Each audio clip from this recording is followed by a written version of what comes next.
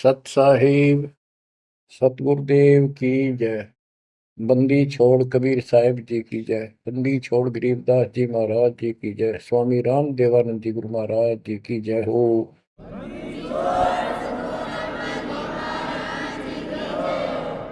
सर्व संतों की जय, सर्व भक्तों की जय, धर्मी पुरुषों की जय। श्री काशी धाम की जय, श्री सुडानी धाम की जय, श्री क्रोथा धाम की जय, श्री बरवाड़ा धाम की जय। सत साहिब परम पिता परमात्मा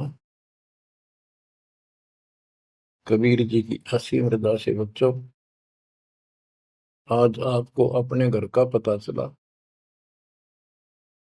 ये अरहट वाले कुएं में, ये अरहट का कुआ लोई या गलबंद है सब कोई, कीड़ी कुंज पर अवतारा, हर हट डोरी बंधे कई बारा।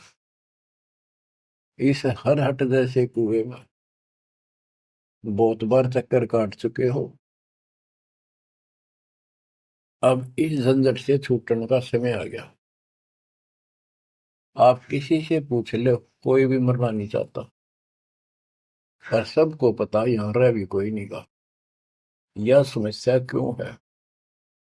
ये इसलिए है कि अब मृत्यु अच्छी चीज नहीं, सबसे घटिया ये है। फिर वृद्धावस्था,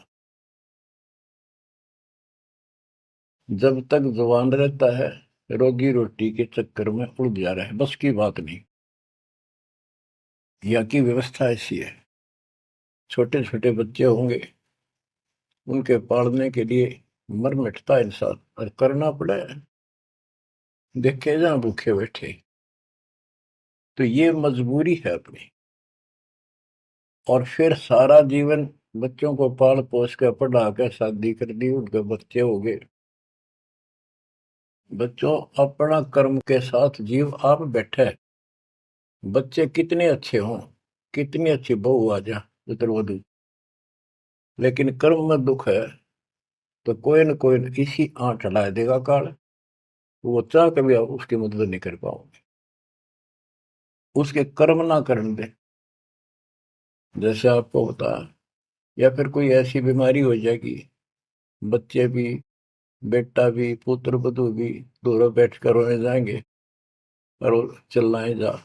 सास या ससुर कोई भी है, जो कर्महीन इंसान दुखता होंगे, वो दवाई भी जो आ सके हैं अच्छे हॉस्पिटल में ले जाएंगे, लेकिन उस दुख, उस दर्द 2900 न कौन मिटा होगा।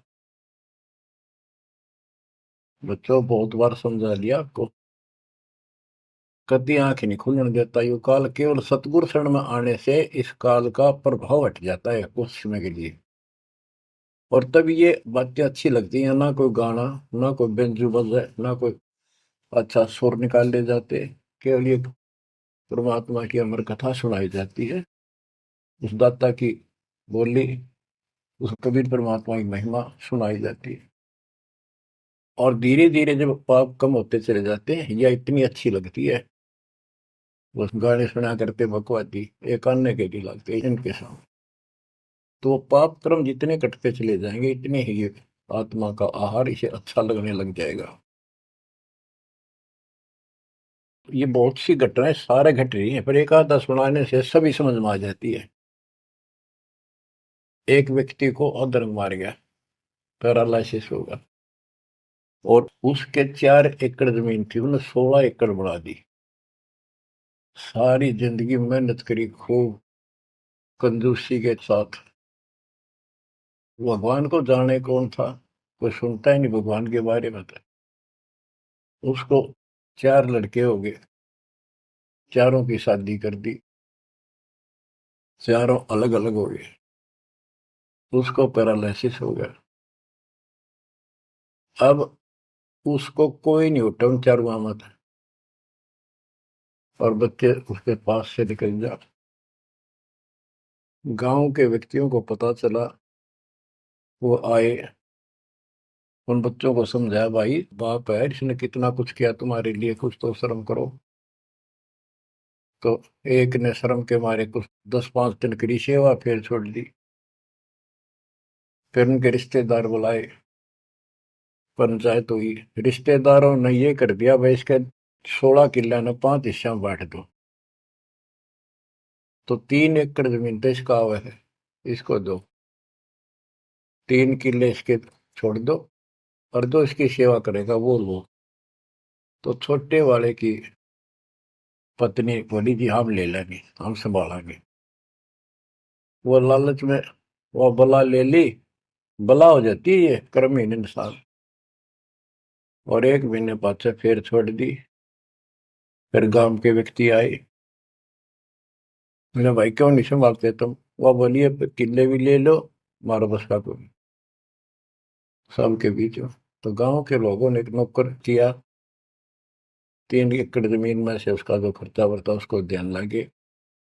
तो जब वो पंचायत हो रही थी, बताओ था एक आदमी, और हमने देखा कई जगह ऐसी घटना घटी। तो जब वो पंचायत में आ रहे थे, रिश्तेदार आ रहे थे, वो खाट में पड़ा पड़ा नाड़ नाड़ हल्ला है, और पोता आ गया उसका। उस पोता ने इतनी दूर खड़ा था वो, 5-7 फुट, और नो करा नाड़ का नहीं। अकबर आजा, आजा लाड कर भाई नो, नाड़ नाड़ लड़च के नो दिखा कर मैं इससे प्यार करना चाहता हूँ, और वो दूर बात। तो वहां बैठे उपस्थित व्यक्ति बोले इन बेटा ने तो कर दी इतनी छोटी मालिश, इन पोते ही कसर रह रही है, ये करेंगे। तो यहाँ अध्यात्म ज्ञान आता है। जो काम करने का था कर्म ने वो तो करया को नहीं। जिसका दुख बीटना हो, बेटा बेटी पुत्र वो दूर सब न अच्छा लगा हो। तो बच्चों यू काम करने का है, यह सबके साथ बढ़ जाएगी जाए भगवान की शरण में नहीं रहता। 3 बातों को देखकर दास को और अधिक दृढ़ता लगी और भगवान के प्रति तड़पने लग गया। ये सचमुच तो पहले देखा है सब बता, और भी सामान्य बातें देखी ना, बीमार हो तो भी माता पिता बैठे बैठे देखे जा, और वस्तु के लिए पुकारे जा, कोई सुनने तैयार नहीं था। कबीर साहब कहते बूढ़ा होकर पड़े खाट में, सुने बचन खारे, कड़वी बात सुना करेगा। और कुत्ते ता उनका भी सुख को नहीं, ये छाती फूकड़ आ रही। पुत्र वो कह के गई बूढ़ा बुढ़िया ने के ध्यान रखियो को कुत्ता बिल्ली ना बढ़ जाए अंदर। अब वो ध्यान रखे तुम्हें दिखे कुछ ना दिखे, और दोस्त आंख लागी, कुत्ता बढ़कर उसकी लस्सी दूसी गिरा गया। वह पानी लेकर आई, तो उन्होंने कहा तारा इतना भी सुख कौन, तो कुत्ते ने रोक दो, छाती फूक दी तुमने मेरी।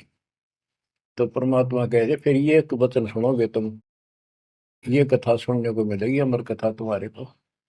जो काम करने का वो कर लो, भक्ति करो, और फिर देख घर में भी सुख, शरीर में भी सुख, और सारे बच्चे भी भक्ति मार्ग पर लग जाएंगे। बच्चे सत्संग में जाएंगे, उनके मन दया पैदा होगी, भगवान का डर होगा, उनको अपने कर्तव्य का ज्ञान होगा कि माता पिता की भी सेवा करनी चाहिए, इन्होंने हमें पाला पोसा है। दया बनती है अंदर इस ज्ञान से। तो बच्चों इस भक्ति, इस सत्संग के बिना इंसान ऐसे जड़े डोका मर जाता है।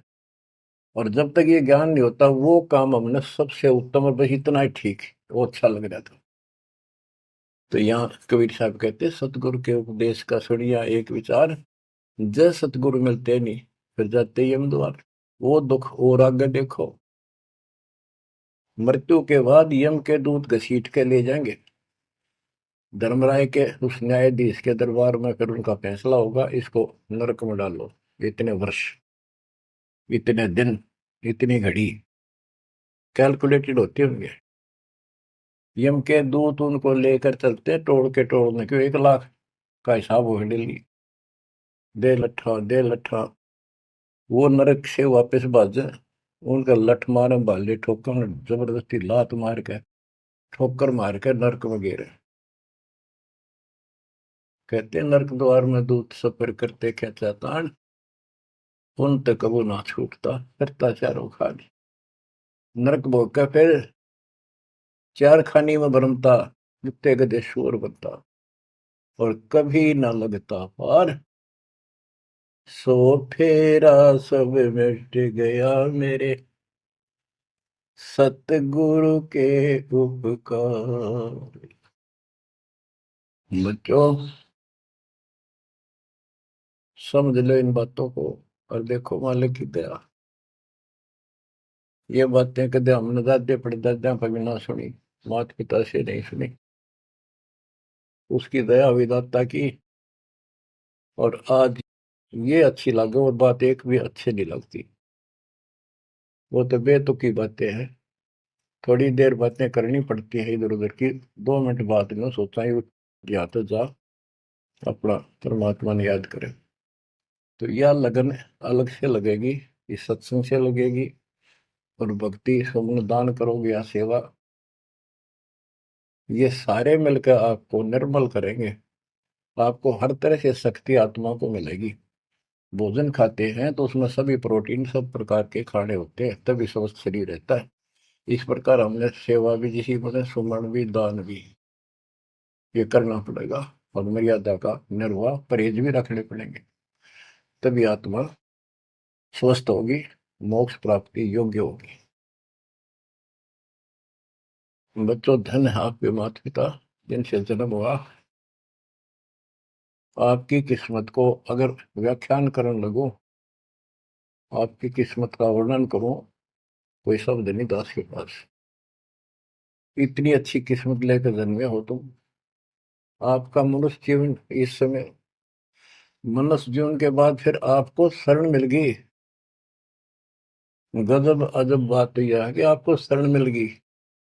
आप देखो, नाम लेने तो पहले आप किस स्थिति में थे, क्या करा करते, सारा दिन कोहरे डले डोला करते, और मजदूर काल के मजदूर थे, बस पेट के मजदूर, माचे माचे अंडा थे। कोई भी अच्छा काम चाह कर भी नहीं कर पावा थे। आत्मा भी अच्छी थी, था आपकी नर्म भी थे, दया थी, भाव था, सारा था, भगवान की चाह भी थी, पर ऊपरली सी थी, काम चलाऊ सा था। और नाम लेने से पहले जब आपने स्टार्ट किया इस मार्ग को, देख मन कितनी बगावत करे था। ये कैसे हो सकता है, ऐसे कैसे हो सकता है, हमने तो ये पूजा की, हमने ये देखा, ये सुना। तो काल ने परमात्मा से पहले कहा था कि तुम्हारा जो हंस जाओगा ज्ञान बताने के लिए, उससे पहले कहते देवी देव धाम तो दुआओ, तीर्थ व्रत और ये झूठे जब तब मन लाऊं। इस तरह की सारी शास्त्र साधना से इनको इतना मूर्ख बना दूंगा कि कोई भी उसके ज्ञान को सुनेगा नहीं। जाओ योग जीत संसारा, जीव न माने कहा तुम्हारा, जीव तुम्हारा कहा न माने, हमारी ओर हो बात बखाने। हमारी ओर होकर बात विवाद करेंगे तुम्हारे साथ। बच्चों, इन बातों को याद रखो। इस जीवन की सफलता है कि इसमें परमात्मा प्राप्ति हो। आप इसके निकट आ चुके हो। आपने जो भक्ति स्टार्ट करी, आपकी यही दशा थी।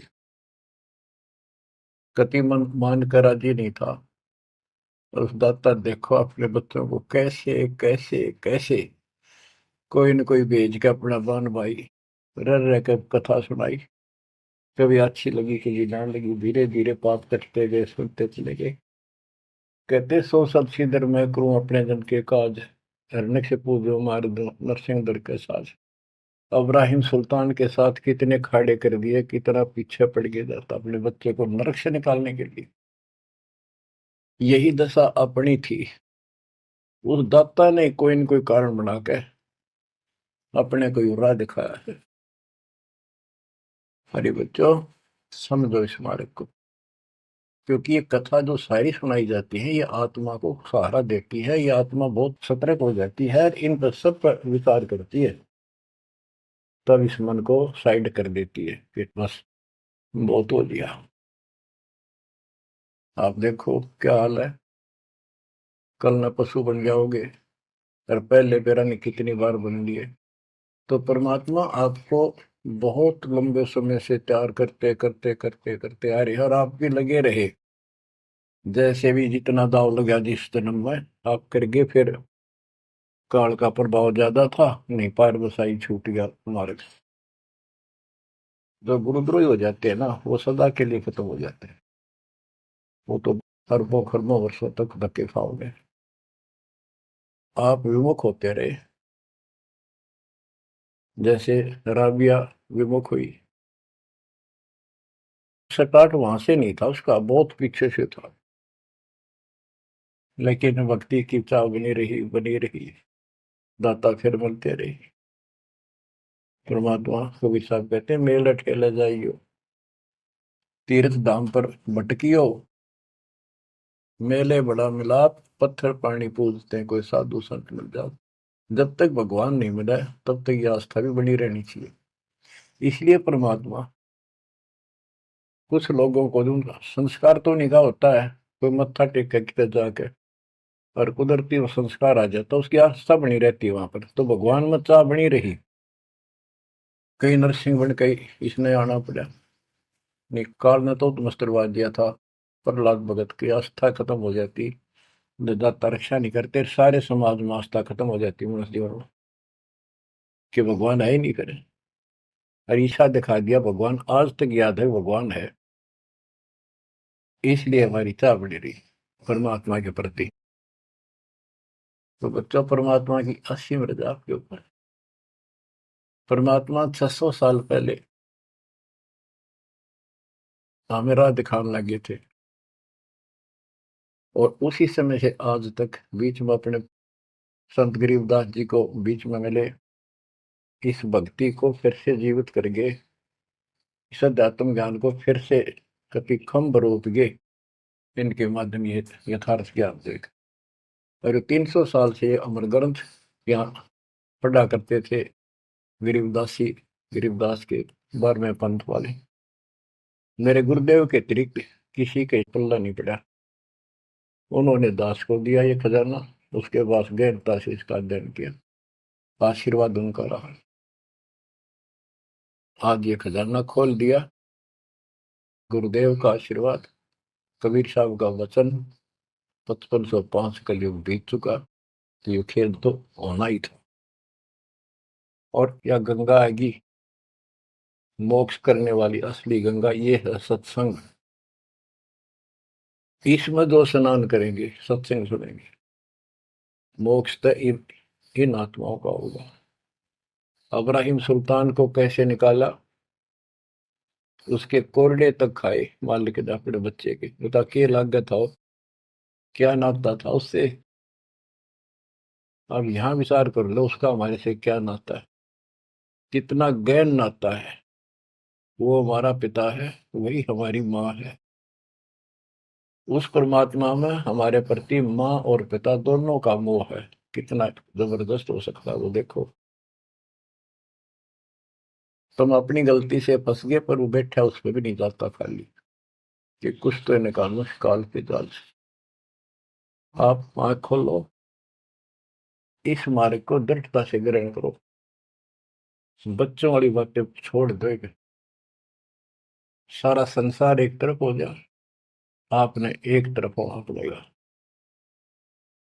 जैसे मीराबाई को कहा उसकी माँ ने, सत्संग में जाना मीरा छोड़ दे, आए मारी लोग कर तकरार,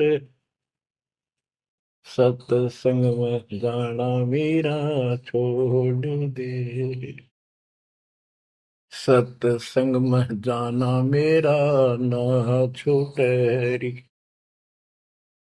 सत्संग में जाना मेरा ना छूटे री,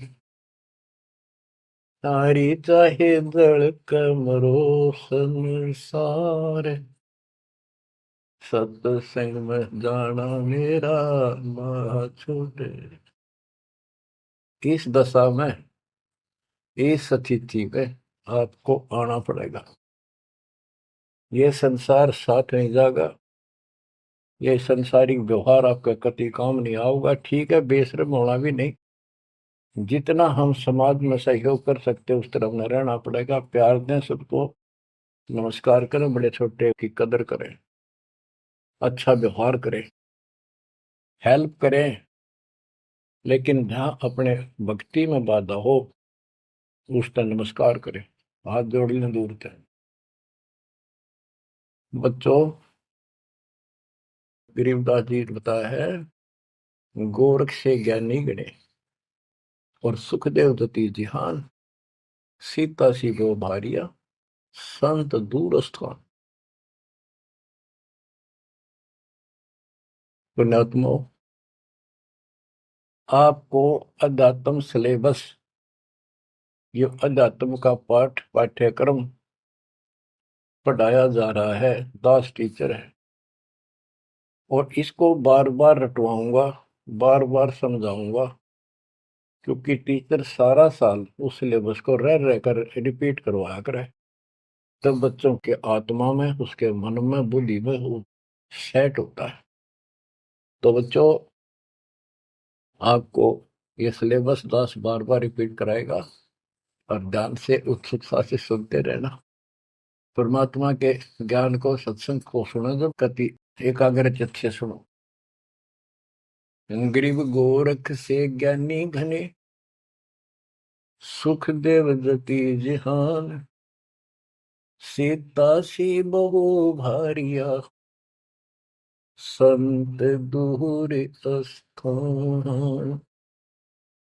अब आपको अमर ग्रंथ की अमर वाणी का कुछ अंश सुनाऊंगा। जैसे दास की बुद्धि काम करेगी, इसको सरल भी बनाऊंगा। गरीब, यह रची जब पांडो राजा, नो ना तो नहीं ना दुबाजा, 84 सिद्ध रिद्ध सब मोहे, पूर्ण ब्रह्म ध्यान नहीं जो है। अब क्या बताना चाहते हैं संत गरीबदास जी, कि जब पांडवों ने अश्वमेघ यज्ञ रची, तो उसमें 33 करोड़ देवता, 88,000 ऋषि, ब्रह्मा विष्णु महेश तक उपस्थित थे, 12 करोड़ ब्राह्मण, और ये गिरिपुरी, इनका गिनती नहीं, 56 करोड़ जहां थे या दो, शंख बचायन नहीं बाजा ना दो। तो कहने का भाव ये है कि गोरख से ज्ञानी गणे, सुखदेव जति जिहान, प्रसंग ये है। और सीता सी बहु बारिया संत दूर स्थान। पांडवों ने अश्वमेघ यज्ञ क्यों की थी? श्री कृष्ण जी जो उनके गुरु थे, त्रिलोकीनाथ विष्णु अवतार, उन्होंने बताया था कि तुमने, क्योंकि युधिष्ठिर जी को भयंकर स्वप्न आने लगे, बेचैनी होगी, भूख गई, रात की नींद गई, वैद्यों से इलाज करा लिया, कोई आराम नहीं हुआ। श्री कृष्ण जी के गुरु थे, उनसे समाधान जाना और कारण पूछा कि होया क्यों।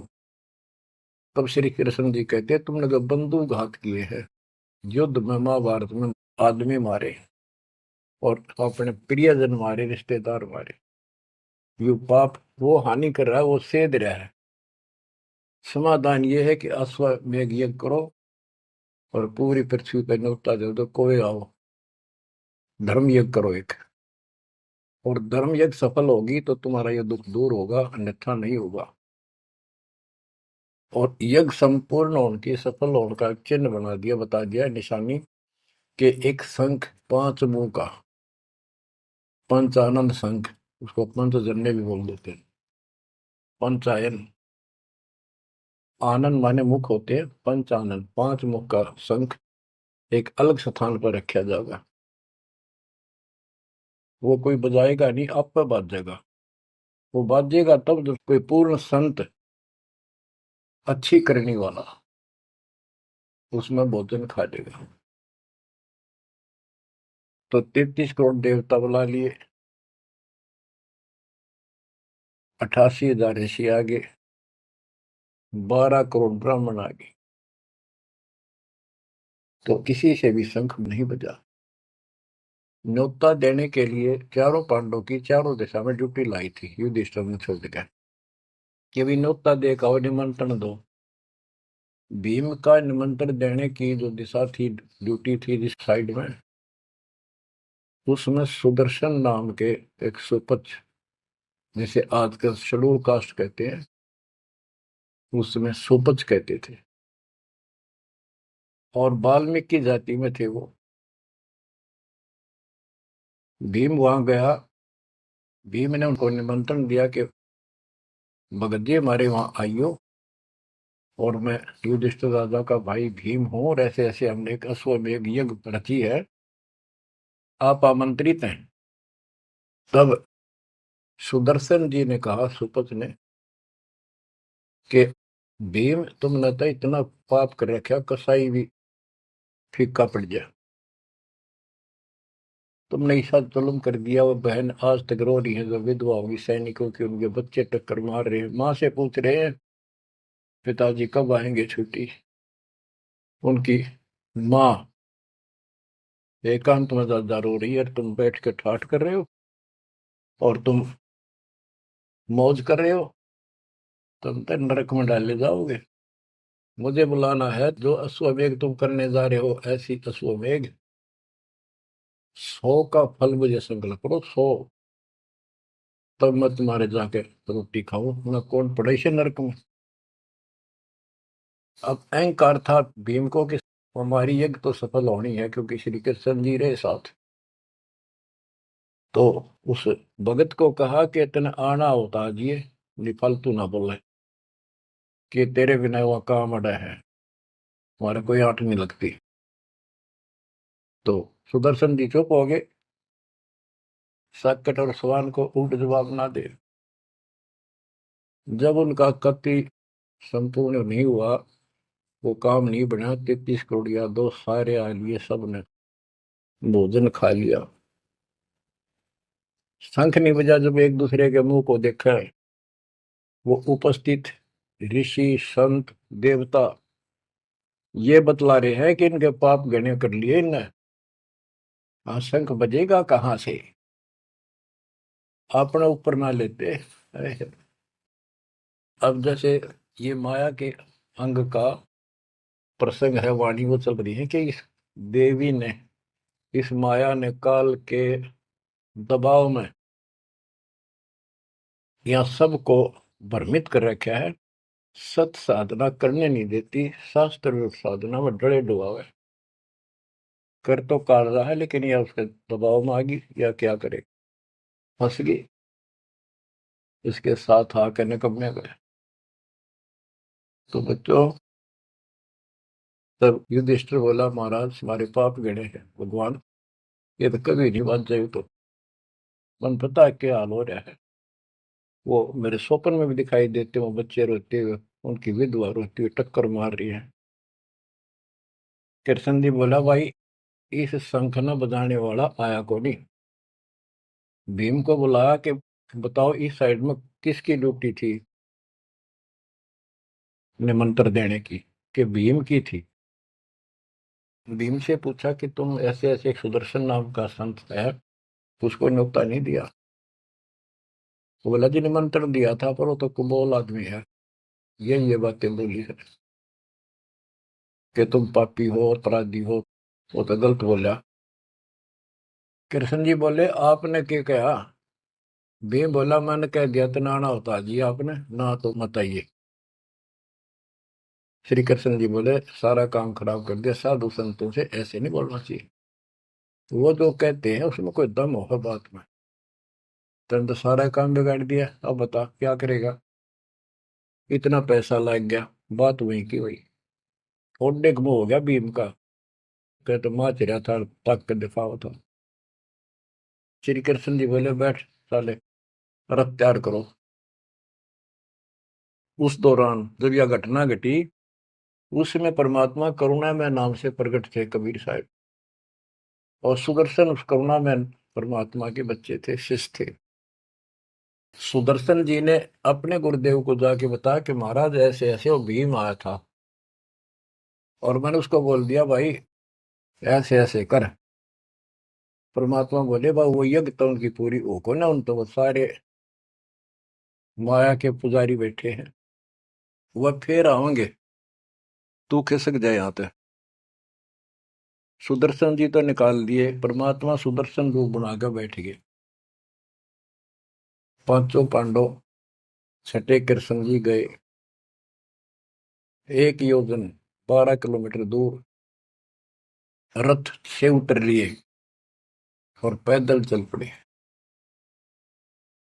जाके श्री कृष्ण जी ने दंडवत प्रणाम किया तो पांडव तापा मरे पड़े थे, पांचवा ने उन्होंने किया।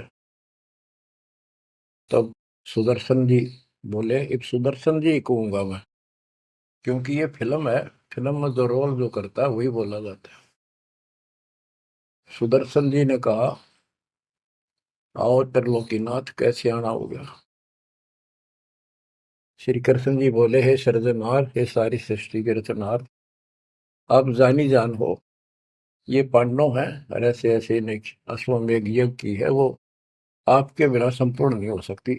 आप दया करो और भीम की गलती को माफ करो। सुदर्शन जी बोले, भाई मैंने जो शर्त रखी थी वह पूरी कर दो। भीम ने पूछ लो क्या शर्त थी मेरी, वो जी पता हमारे को। तो श्री कृष्ण जी ने कहा कि संत मिलन कूचा लियो, तज माया अभिमान, जो जो कदम आगे रखे, सो सो यज्ञ समान। ये देख लो, किसी में इतना भी अहंकार नहीं है। आज ये कति टूटे पड़े हैं, सारा खर्च हो लिया पैसा, बात वहीं खड़ी है। और वहां से लेकर यहाँ तक हम आए हैं, जितने हमारे कदम बढ़ते हैं वो सौ यज्ञ समान, वो एक कदम एक यज्ञ के समान है। अपनी 100 रख लो, बाकी हमारी जोड़ी में डाल दो, हमारा भी कल्याण हो। यानी आदिन्नी का भाव संत के सामने होना चाहिए। संत के साथ भगवान होता है, भगवान को अहंकार कभी पसंद नहीं। तब साधु भूखा भाव का, धन का भूखा ना, ना किसी में माँ का भूखा। उससे पहले जब पहली बार यो भीम गया था तो निमंत्रण देने, एक तालाब में नहा के आया था और उसमें खूब गोते मार मार नहाया, पैर भी नहीं टिके थे। सुदर्शन जी बोले कि भीम, यह मेरी माला तार के दिए खुट्टी पर था। भीम चला, खुट्टी पर तो माला सुमरनी तारन लग गया। उस पर उतरी नहीं, टस से मस नहीं हुई, पसीने आ गए।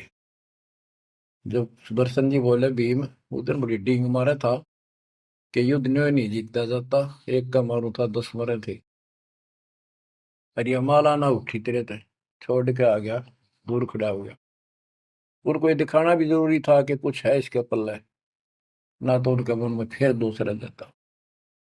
ऐसे हाथ किया परमात्मा ने, वाला अपने आप उठ के उनके हाथ में आ गई।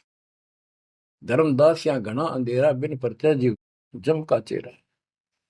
अगर थोड़ा बहुत ना दिखाऊं अपनी शक्ति तो काल का बंधेरे मेरी तरफ आवे को नहीं। उस दिन तो बड़ी बात बोल रहा था भीम, और सुन ले, तेरे जैसे पहलवान बहुत होगा जाए लिए। जिसमें तू उस दिन स्नान करके आया था ना, वह खोपड़ी थी उस कुंभकर्ण की।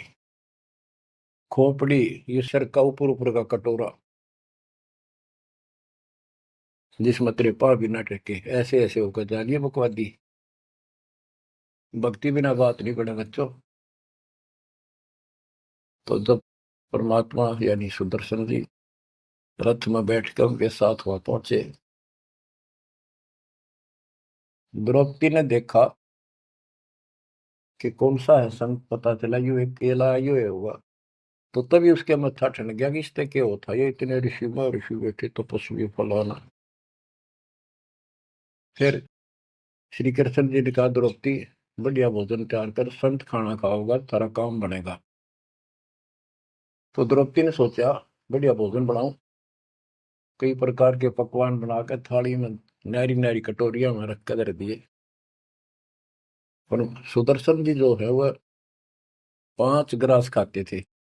वो अपने मनमुखी होते, पर रोल उसी का करना था परमात्मा। ये कुछ भी करते रहो, भक्ति ठीक करो बस। तो उन सब में से थोड़ा थोड़ा मिला के इकट्ठा कर लिया, खिचड़ी ही बना ली, कति रला दिए कि सारे पकवान वहां मिल जाए और सबका भोग लग गया। द्रौपदी मन में सोच रही थी, मैंने 1 घंटे तक आंख पड़वाई दूं मैं और इतने बड़ी आइटम बढ़ाए। अब संत खाओगा और उंगली चाटेगा और सरा होगा किसने बनाई है सब्जी रोटी। और इसने कुछ करना आता ना और ना शूद्र का शूद्र, ये कहाँ के शंख बजाएगा ये। अब परमात्मा ने यानी सुदर्शन जी ने 5 ग्रास खाए, 5 बार शंख बोला। और युधिष्ठिर जी बड़े खुश हुए, कृष्ण जी से कह रहे आपने बड़ी दया करी, बड़े महापुरुष खोज के लाए, हमारा तो काम बन गया। कृष्ण जी बोले नहीं बना, ये तो शंख कंटिन्यू बजना चाहिए था अखंड, और काफी देर तक स्वर्ग तक सारी पृथ्वी पे इसकी आवाज जाएगी, धीमी धीमी मीठी मीठी प्यारी प्यारी, तब सफल होगी। युधिष्ठिर बोले हे भगवान अब कौन रह गया, किसको लाओगे। बोला भाई इस वाल्मीकि के बाल सब ना ही 3 लोग, ये के वाल्मीकि दिखे तुमने, इसके एक बाल के समान भी 3 लोग नहीं है, इतनी ताकत है इसमें, इतनी भक्ति की शक्ति है। अपने घर में कमी है वह खोजते हैं। द्रौपदी बुलाई, द्रौपदी से कहा कि बहन साची बता, तेरे कोई दोष आया इस महापुरुष के प्रति। तो उसने शायरी बता दी जी ऐसे ऐसे मेरे मन में दोष आया। द्रौपदी शुक्र मना तेरे घर पर टूक तोड़ ली इसने आकर, खाना खा लिया। अपने घर सब 2 रोटी खाकर सोते हैं, कोई भूखा नहीं सोता, भगवान सब न दी है। इस तरह का अहंकार करने से काम नहीं बनते। इसके चरण धोकर पियोगी ने, जब तेरे अंतःकरण का पाप भी दूर होगा और कुछ राहत भी तब मिलेगी। अमृता क्या नहीं करता। द्रौपदी लाई बढ़िया सी थाली परात उठाकर चांदी की, और उसमें लोटा लेकर संत के चरण धोए, गाल के कटोरे में पीण लगी। कृष्ण जी बोले बहना था मुझे भी देना, इसे महापुरुष का चरणामृत कद कद मिल रहा है। तो आधा द्रौपदी ने पिया, आधा श्री कृष्ण जी ने। और फिर वो देखो अखंड बाजा वो ऐसे ढंग से बजाए तो धीरे धीरे धीरे धीरे सुर बढ़ता चलेगा, स्वर्ग तक पूरी पृथ्वी पर आवाज गई, कण कण में सुनाई दिया। और जो पेड़ थे पौधे पूरे के पूरे बसंत की तरह फूल आ गए और खिल गए। इतना सुंदर मौसम होगा सुहावना। गोरख से ज्ञानी गणे और सुख दे जति जिहान, सीता सी गो भारिया संत दूर स्थान। संत को ऊपर दिखावे से ज्यादा मीठी मीठी लंबी चौड़ी कथा सुनाने से, अटपट करके प्रवचन करने से पहचाना नहीं जा सकता। तो बच्चों न जीव की सी बुद्धि है को पहचान ले, पहचान लिए होते तक कबीर भगवान आए न थे, संत गरीबदास जी आ रहे कहने गए। अब बच्चों आपको थोड़ी सी अमृत वाणी सुनाता हूँ।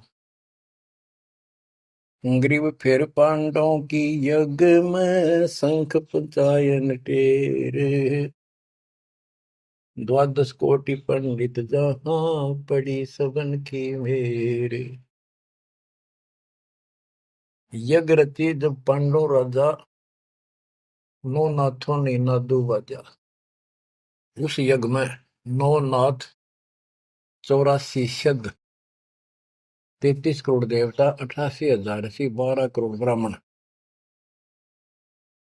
और 56 करोड़ यादव जो श्री कृष्ण के वंशज थे, जो पांडवों के रिश्तेदार थे। क्योंकि श्री कृष्ण जी की बहन सुभद्रा अर्जुन के ब्याही थी। या क्या कहते हैं, यज्ञ रची जब पांडव राजा, नो नाथों ने नादू बाजा। 84 सिद्ध रिधि सब मोहे, पूर्ण ब्रह्म ध्यान नहीं जो है। अब माया के उनकी वाणी पर देखो छिए, इन्होंने बताया है कि 84 सिद्ध 9 नाथ ये रिद्धि सिद्धि में उलझा रखे थे। 84 सिद्ध रिद्धि सब मोहे, इन्होंने पूर्ण ब्रह्म ध्यान नहीं जो है, पूर्ण परमात्मा की भक्ति नहीं करी। कोटि 33 यज्ञ के माही, सुर नर मुनि जन गिनती नाही। छप्पन कोटि जहां थे यादो हो, जिनसे नाही बाजा नादू हो। कोटिक वक्ता वेद उचारी, ना बयम संपूर्ण सारी।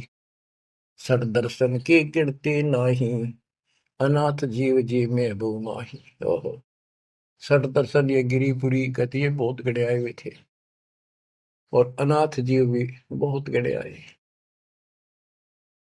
सुर नर मुनि जन तपा सन्यासी, दंडी वृत्त बहुत उदासी। कामधेनु कल्प वृक्ष ही लाए, तीन लोक के सुर नर आए। पांचों पांडवों कृष्ण शरीरा, जिनसे यज्ञ बही निधीरा। होय होय। पांचों पांडव और श्री कृष्ण जी वही खाना खा चुके थे, उनसे यज्ञ बही नहीं थीरा, उनसे यज्ञ नहीं हुई पूरी।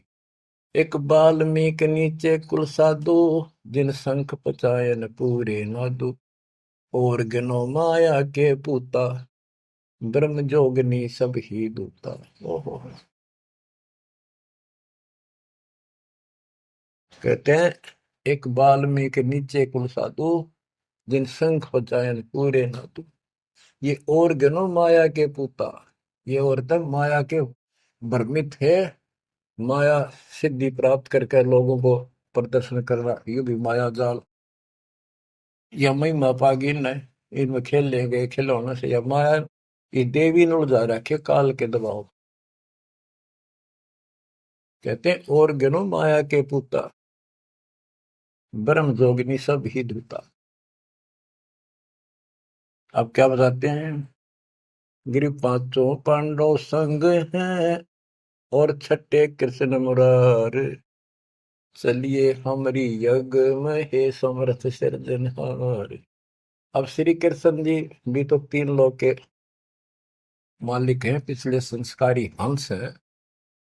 परमात्मा ने उनको सद्बुद्धि दी, उनकी दिव्य दृष्टि खोली कुछ समय के लिए, तो उनको भगवान दिखाई दी था।